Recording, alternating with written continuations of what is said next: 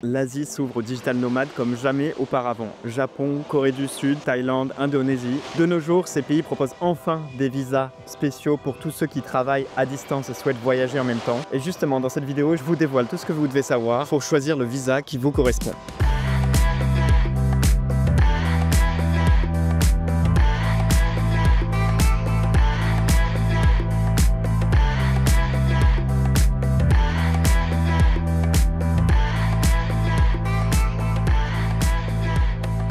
Alors il faut bien comprendre quelque chose, c'est que le marché des visas digital nomades, ces dernières années, il a énormément évolué.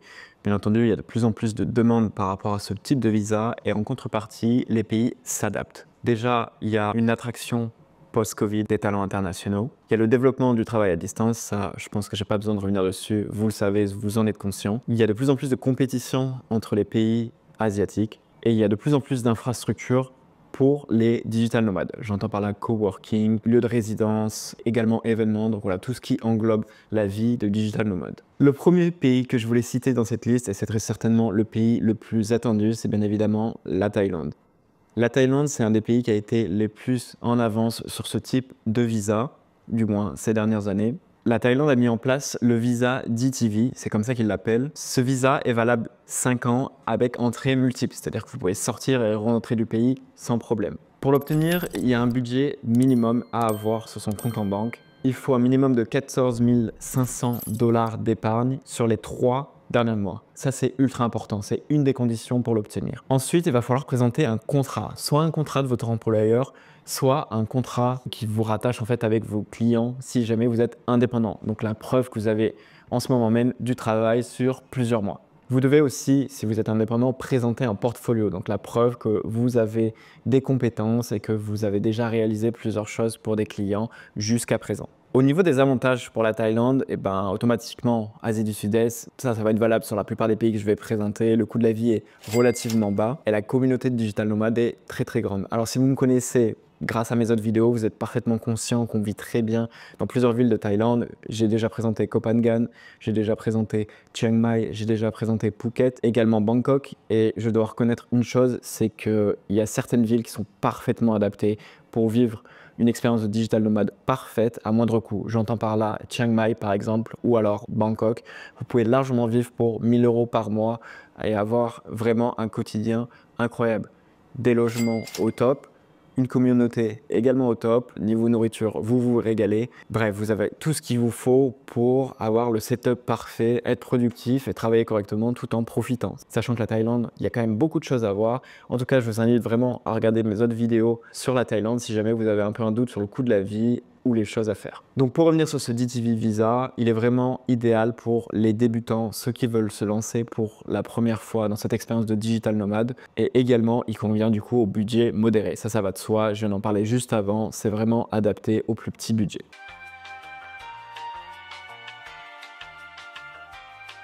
Ensuite, le deuxième pays que je voulais aborder, c'est un pays pour lequel je ne suis jamais allé et je rêve d'y aller, donc ce sera peut-être le cas dans les prochains mois. Il s'agit du Japon. Donc là, on va encore un peu plus loin. Ce visa, il est valable pour une durée de 6 mois. Il vous faut un revenu minimum de 67 000 $ par an, ce qui représente quand même un sacré budget, on va pas se mentir. Tout le monde n'a pas un tel salaire annuel. Il nécessite aussi une grosse assurance voyage qui vous couvre à hauteur de 10 millions de yens.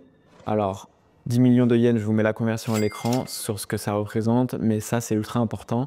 Donc, pour le savoir, il faut aller directement consulter les différentes conditions de votre assurance voyage. D'ailleurs, ne voyagez jamais sans assurance voyage. Si également vous me connaissez depuis mes autres vidéos, vous savez que je suis ambassadeur de Safety Wing qui propose des contrats parfaitement adapté au digital nomade. Mon lien est en bio de cette vidéo, n'hésitez pas à faire un tour sur le site web.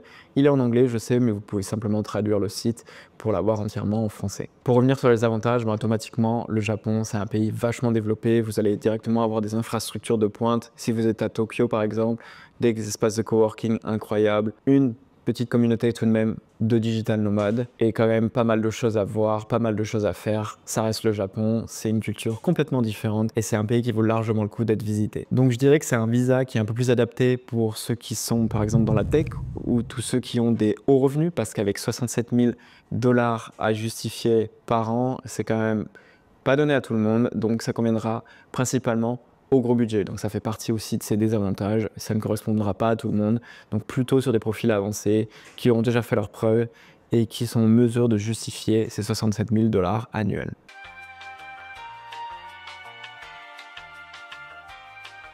En numéro 3, juste à côté du Japon, la Corée du Sud. La Corée du Sud, c'est un petit peu différent. Vous avez 1 an plus 1 an renouvelable, donc c'est automatiquement plus long, vous pouvez rester plus longtemps. Il faut tout de même justifier d'un joli revenu annuel. On est sur 64 000 $ par an. Au niveau des conditions, elles sont un petit peu différentes. Il faut un minimum d'1 an d'activité. Il faut justifier que vous avez déjà un contrat sur 1 an, ou du moins, si vous êtes indépendant, que ça fait déjà plus d'1 an que vous travaillez à votre compte. Les avantages, automatiquement, si vous êtes du côté de Séoul, vous aurez accès à une ville moderne. Vraiment, Séoul, pour le coup, au niveau de la nourriture, c'est très riche. Les boutiques, incroyables.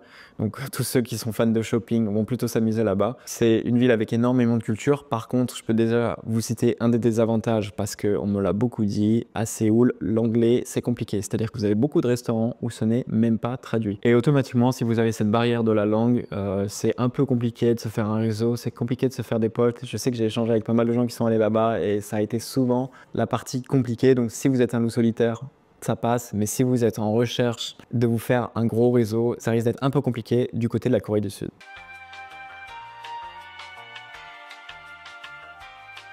Ensuite, numéro 4, la Malaisie. La Malaisie propose le visa DI Rento, je prononce sûrement très mal, mais c'est comme ça qu'il s'appelle. Donc celui-ci, il est valable pendant 12 mois et il est bien évidemment renouvelable. Au niveau des salaires, c'est assez différent, c'est-à-dire que pour les secteurs tech, il suffit de justifier 24 000 $ par an. Et pour les autres, 60 000 $. Donc il y a un énorme écart tout de même entre ceux qui sont dans le secteur tech et les autres. Je dois avouer que là-dessus, je trouve que c'est un petit peu incohérent. Bref, c'est aussi, je pense que leur souhait à Kuala Lumpur d'attirer uniquement ou principalement des profils dans la tech. Donc le gros avantage de cette ville, j'y suis allé, vous avez peut-être vu mes vidéos à Kuala Lumpur, mais c'est une ville qui évolue énormément. C'est une ville très très moderne. Si vous habitez dans l'Ultracentre, donc plutôt au côté KLCC, donc juste à côté des Tours Petronas, vous avez vraiment un quotidien hyper intéressant. On est sur une ville très moderne avec beaucoup de parcs. Vous avez des grands trottoirs pour marcher. L'air est pas trop pollué, contrairement à certaines villes comme Saigon ou Bangkok où vraiment c'est des fois l'enfer. À Kuala Lumpur, il n'y a pas du tout ce problème. Au niveau des logements, c'est aussi assez abordable.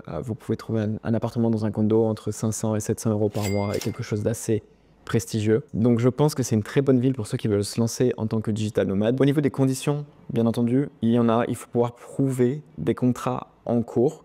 Donc soit avec votre employeur, soit avec vos clients si vous êtes indépendant. Et ces contrats, ils doivent justifier d'une durée de plus de 3 mois. Donc c'est-à-dire que vous devez justifier que votre engagement avec vos clients ou avec votre responsable, votre patron, a lieu sur plus de 6 mois. Ça, c'est ultra important.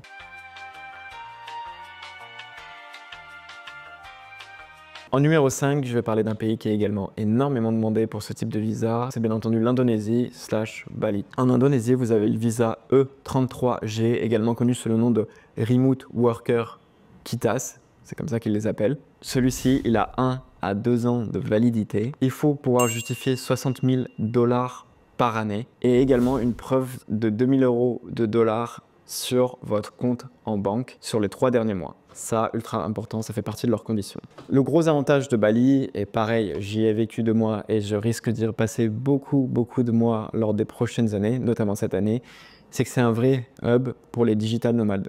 Et c'est pas une blague. Vous avez sûrement vu à travers les réseaux sociaux beaucoup de gens dire qu'à Bali, il se passe plein de choses, qu'on rencontre facilement des gens.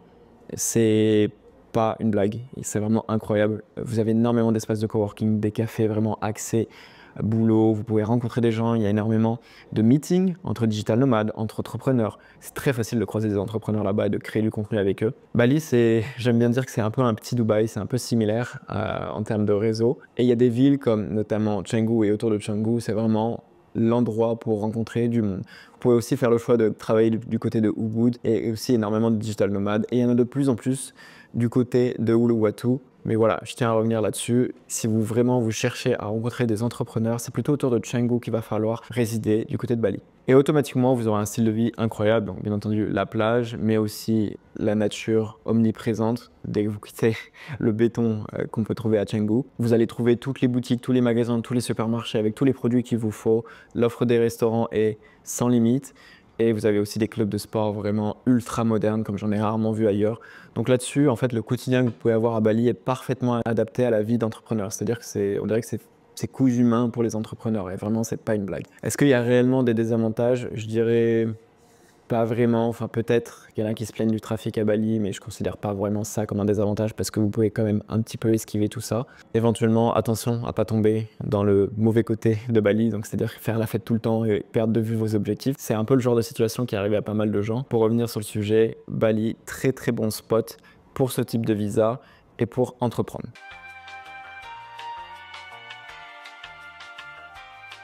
Et enfin, il y a un sixième pays que je voulais intégrer aussi à cette liste, c'est tout simplement Taïwan. Et oui, on a tendance à un peu oublier, mais Taïwan, c'est aussi un bon spot pour les digital nomades. Alors Taïwan propose un visa digital nomade qui est valable sur 6 mois et qui est extensible 3 mois de plus. Il y a des conditions flexibles selon l'âge. Si vous avez entre 20 et 29 ans, il faut justifier 29 000 $ sur l'année précédente. Et si vous avez plus de 30 ans, il faut justifier 40 000 $ par an de revenus, bien entendu. En termes de points forts, vous avez directement des infrastructures de pointe à Taïwan. C'est un pays qui est très développé. Vous avez un coût de la vie qui est relativement modéré par rapport au Japon ou à la Corée, qui sont quand même bien au-delà de ce qu'on peut dépenser à Taïwan. Et vous avez surtout une culture unique. Ça vaut vraiment le détour, Taïwan. J'ai eu beaucoup d'avis concernant des gens qui sont partis plusieurs mois à Taïwan et m'ont dit que c'était extraordinaire, qu'un point de vue culture, c'était vraiment dingue. Et bien entendu, c'est un endroit aussi très safe. Donc ça, c'est bien à préciser, mais globalement, c'est valable sur tous les pays que j'ai mentionnés juste avant. Et autre chose qui est important à préciser du côté de Taïwan, c'est que le système de santé est vraiment très très bon là-bas. Est-ce qu'il y a un réel inconvénient à Taïwan? Je dirais que c'est un climat social peut-être un petit peu compliqué avec ce qui se passe avec la Chine, etc.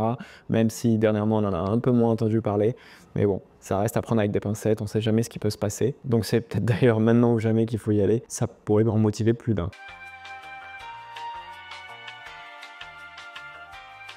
Juste avant de terminer cette vidéo, je voulais quand même ajouter 3 destinations qui sont sur le point de proposer des visas digital nomades dans les prochains mois/années. Le premier, c'est les Philippines, qui est en train de mettre en place un visa digital nomade qui devrait arriver très prochainement. Peut-être qu'au moment où je sortirai cette vidéo, le visa sera enfin disponible.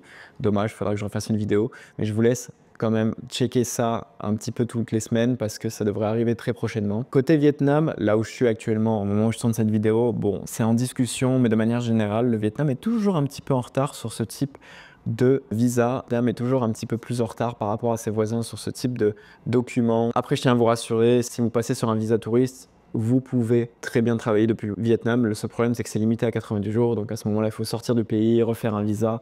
Et c'est vrai que c'est un petit peu galère. Pour des gens qui veulent rester sur le long terme, c'est pas le plus adapté. Donc on verra bien ce que le Vietnam décide de faire de ce côté-là. Et également, il y a un autre pays qui est sur le point de rejoindre la liste, c'est le Sri Lanka. Le Sri Lanka, on en entend de plus en plus parler ces derniers temps. Il y a vraiment des villes qui sont très sympas, même si je pense que c'est pas encore ultra développé pour les digital nomades. J'entends par là un Wi-Fi stable et des logements qui sont plus ou moins adaptés. Est-ce que c'est une bonne ou une mauvaise chose? Ça, je vous laisse juger par vous-même. Mais apparemment, il y a un visa qui serait en phase finale en ce moment et qui devrait pas tarder à voir le jour du côté du Sri Lanka. Ça sera peut-être une bonne chose. En tout cas, voilà, j'ai fait le tour des différents pays d'Asie du Sud-Est et j'espère que cette vidéo vous sera utile. Je vous laisse poser vos questions en commentaire si vous avez des questions. Évidemment, likez cette vidéo si elle vous a plu et vous abonnez à la chaîne car, comme je l'ai indiqué en début de vidéo, sur la chaîne, c'est une vidéo, si ce n'est 2 par semaine, sur la vie de digital nomade, d'expatriation et un petit peu de découverte, coût de la vie sur tous les pays que je visite. Moi, je vous dis à la semaine prochaine pour une nouvelle vidéo et d'ici là, portez-vous bien. Allez, ciao!